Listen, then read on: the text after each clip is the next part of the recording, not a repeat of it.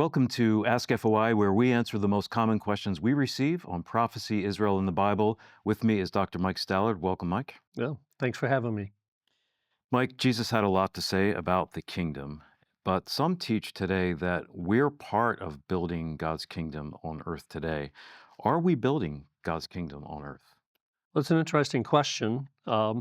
Generally, we answer no to that, but I'm going to give a qualified yes and no. And so bear with me on this, okay?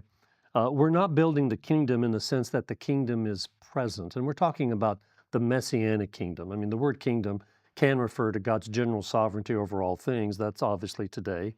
It can also sometimes be used to refer to the reign of Jesus over the church. That's happening today. But that's not what Revelation 20, the 1,000 years, is talking about, or the eternal kingdom is talking about. That's not what the prophets are talking about when they predict the Messianic kingdom. The Messianic kingdom comes at the second coming. Jesus ushers it in by his physical coming. So we're not building the kingdom in the sense that it is here today. So that's something that's in the future. But we are, in a sense, I am a citizen of the coming kingdom already.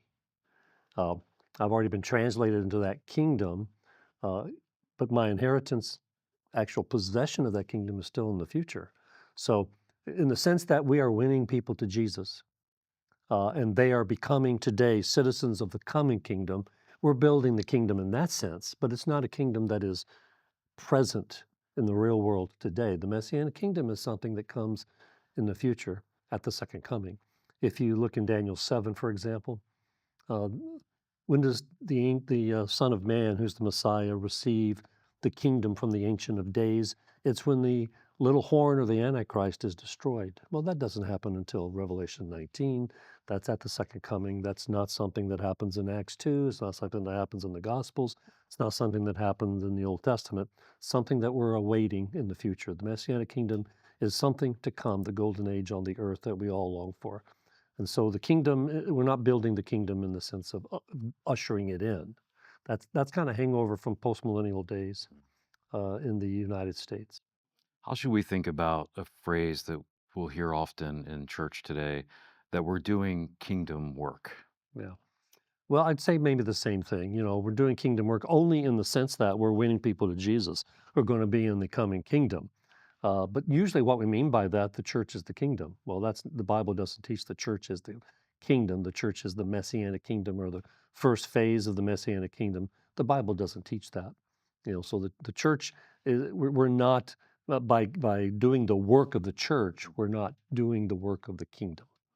So how would you react to this phrase if someone said God is building his kingdom when someone gets saved? That would harken back to what you started to say. Yeah, in the sense, yeah, he's there's a person who's come to God who will be part of that coming kingdom. So he's building a component that's going to be placed in there in the future, but it's not a kingdom that is actually today. What would you say to someone that says we're in the kingdom now?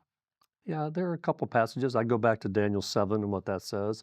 I might also go to Hebrews 1 and 2. Hebrews 1 and 2, Jesus is better than the angels because he is the coming messianic king.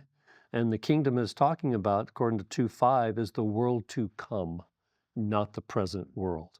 And so there's several passages like that we can go to kind of understand what God's saying. Jesus is a king in waiting. I mean, he's been anointed as the coming king, just like David was anointed years before he reigned. In fact, he had three anointings in the Old Testament. Uh, Jesus is anointed long before he reigns. So he is the anointed coming king of Israel. And I say he's a king in waiting. He was born king of the Jews, and he's a king in waiting. The kingdom is something that's still future. Amen. That's really helpful. Thank you, Mike. Yeah, you're welcome.